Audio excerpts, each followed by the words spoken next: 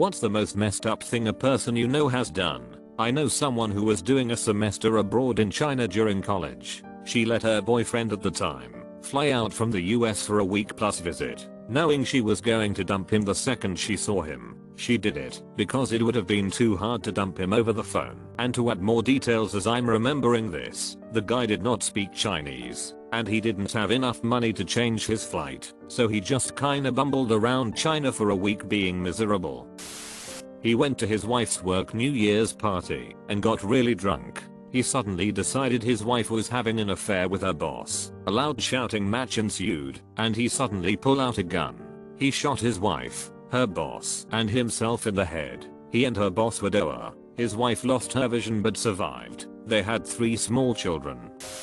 My aunt and uncle are rather wealthy farmers. They have spent the last several decades building up new divisions of the business for their kids to run and eventually inherit. One of the big expansions was going from simply raising beef cattle to handling the butchering and selling the meat themselves. Anyway, for the butcher shop they built a beautiful $1 million shop and sent my cousin's husband to butcher school to get all his licensing to be the operations manager, while my cousin would be bookkeeper. They never did a thing to earn it and were essentially handed a golden ticket. It's a little complicated what happened next, but after a few years my aunt/uncle started getting negative feedback about how the place is run. When they spoke to my cousin's husband they offered him more money thinking it was a motivation issue. They were already overpaid and could afford their own $1 million home.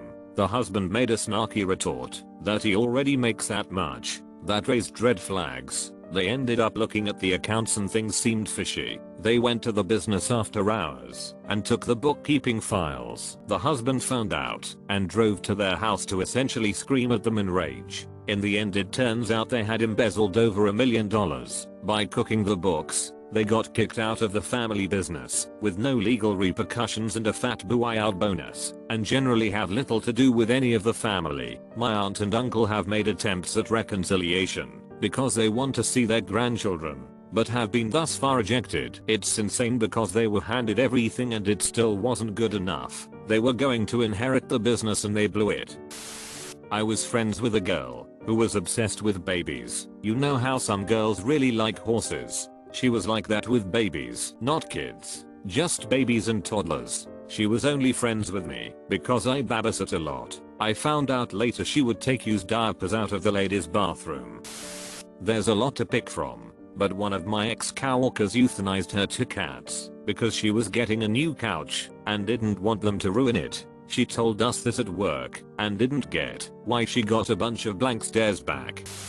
Back in the day this kid I knew was on Xanax and stole one of his neighbor's SUVs. We lived in the type of neighborhood people just left their keys in their car/truck. Yes, I knew a lot of people who did this in the South. I was walking back to my other buddy's house from his house and was pretty messed up myself. So when he drove up next to me in an SUV offering to drive me the rest of the way I didn't think much of it. His parents and sisters had multiple cars, so I just assumed it was one of theirs. After I got in I obviously asked whose car it was and found out the truth. I was like WTF man and tried not to touch anything, and I got out at my destination and that was that. About 30 minutes later me and other friend hear fire trucks and police blaring down the road. We start calling our friend and his mom. No one knows where he is at. The next day we finally get in touch with him. He hid and slept out in the woods because after he dropped me off he went off-roading in the SUV and ultimately left it on some train tracks. A train came and hit the SUV causing fire and mayhem. Can't imagine what those neighbors had to say to the insurance.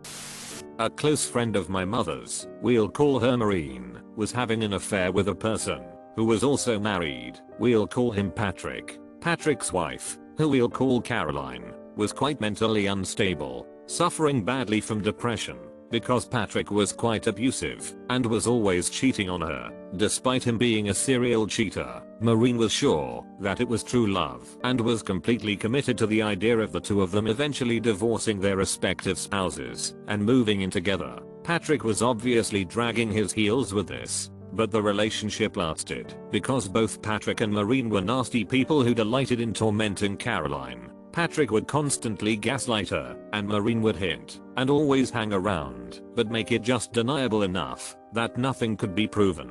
with Caroline's history of mental illness. Nobody believed her, figuring that she was still paranoid and accusing Patrick because he had cheated before. Patrick had convinced everyone he had changed, of course, and all of this combined to make Caroline look absolutely psychotic. Patrick and Maureen continued this behavior for over a year, absolutely tormenting this poor woman. One evening, my mother gets a phone call from Maureen, who seems to be in a state of shock. She asks my mom to come over because she just got the news that Caroline has killed herself. My mom rushes over, expecting Maureen to be in a state of absolute guilt and regret, but when she gets there, Maureen is laughing about it and says Patrick is coming over soon. My mom, who was not a very nice person herself, after all, she damn well knew about this and said nothing, was finally disgusted enough that she ripped into Maureen and left. Over the next couple of days, the story comes out. Caroline had hanged herself in her garage, and her teenage daughter had found her.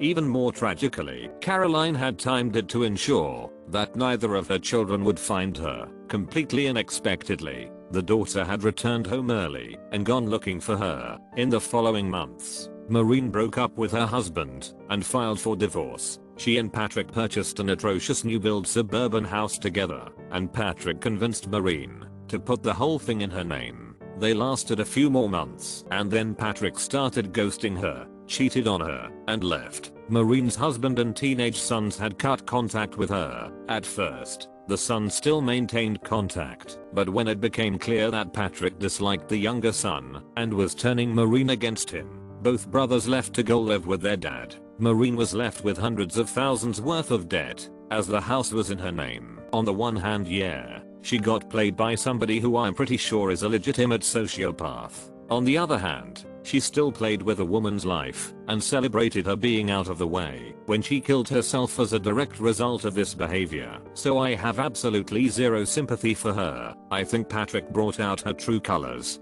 because normal people do not do that.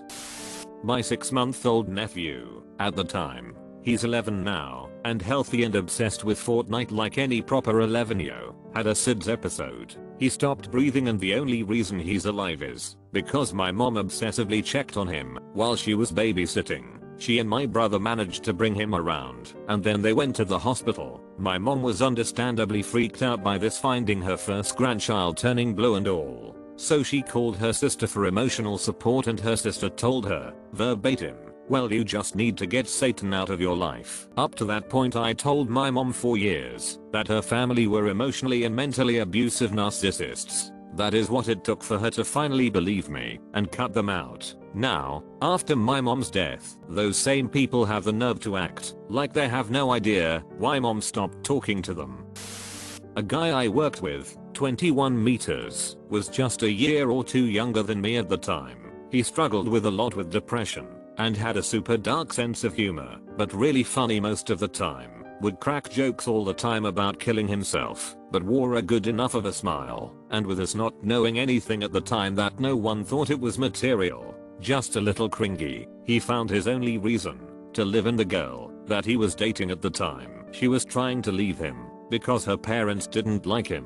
He was sitting in his car crying and begging her to not leave him, and when he realized it was over, he called her parents to add them to the call. Only the mom joined. He blamed them for his declining mental state, and his last words were something along the line of, "I hope this scars you all forever," before shooting himself in the head with them both on the phone. His family was wealthy, but ultimately not present in his life. His parents cut him a check and would vanish for weeks at a time. He was really alone, but we only found out after. His family was ashamed of his actions and didn't write an obituary. There was no funeral. It's so odd to see someone you saw every day just vanish. I work for a gardening company, and we have guys come and go on the regular. One guy we'll call Mike, because that's his name, worked for us for a while and built up a relationship with one of the customers. Wilfred, name changed to protect the innocent. Anyway, Wilfred was around 90 years old and a veteran of WWII. He was also completely blind. He had this old BMW sitting in his cluttered garage. The thing looked like it hadn't moved in a couple of decades. The car was his pride and joy in his younger days, and he would tell anyone who would listen about how he used to drive himself and his wife to the local town to go dancing. Anyway, Mike told Wilfred he would take the car home and fix it up and bring it back. When it was all sorted, it was decided if he could get the old girl purring again, Wilfred would pay Mike a pretty penny. What Mike actually did was drive it straight to a scrapyard, sell it for scrap value, then lie through his teeth every time Wilfred asked about it. No, he wasn't fired. So yeah, I think that's the most disgusting thing I have seen anyone do. Steal from a blind old man. Friend was in her final year of uni, had strong grades, and a really great internship lined up with a place she dreamed about working at that almost certainly would have led to a great job. Her parents faked her younger brother's death on the day where she had 3 finals back to back to back. They wanted to test whether she cared more about her family or her career. Supposedly, she raced home in panic and grief, getting plane tickets and flying across the country, trying to get deferred exams on short notice. One of her profs, who helmed 2 of those classes, required a death certificate, which she couldn't get. Since her brother was alive and well, she didn't get to graduate because of that. At least not in that semester, and she lost her dream internship. Thankfully, she got a good job after graduating half a year later, not nearly as good as the one she lost out on, and she's largely cut her parents out of her life. My bipolar alcoholic brother has a history of beating and choking his girlfriends. He moved in with my elderly father after my mom died and refused to leave, and my dad refused to make him leave or press charges against the domestic abuse because it was his son. My dad couldn't find peace in his own home, and I was powerless to stop it. On different occasions my brother broke my dad's finger, almost broke his leg, and threw a knife and hit him handle first in the head and knocked a gash in his head. If it had been blade first, he likely would have died. Still no charges. Luckily the arrests and other trouble piled up until he spent time in jail and rehab and got his own place, and I've moved my father closer to me now so I can protect him better and he can have a safe place to live. My brother is already talking about moving to my dad's old house for free since nobody is living there, since everybody basically had to move away to be safe from him. He's a total degenerate piece of sh. My biological mother and I haven't been in contact for over 10 years. She was on the run because of child support. When I finally turned 18, my dad and social services finally talked all together, discussing what she owed all those years. The first thing she said was, she's 18. I don't have to pay anything. My dad and stepmom didn't know I was in the room. I have no love for before this, but more so now. That was the first time I heard her voice in over 10 years. This one hurt the most, but she did a lot of despicable things. She let her BF at the time, when she had me and my sister for custody, drug and molest me, made me take cold showers if I told her what he did. I fended for me and my sister most of the time, used us to steal from every store she went into, told me my dad, who loved us more than the world itself, hated me and wish I was dead. A pile of dog poop is more productive than she ever had been or will be. She's done a lot more, but these stick out the most.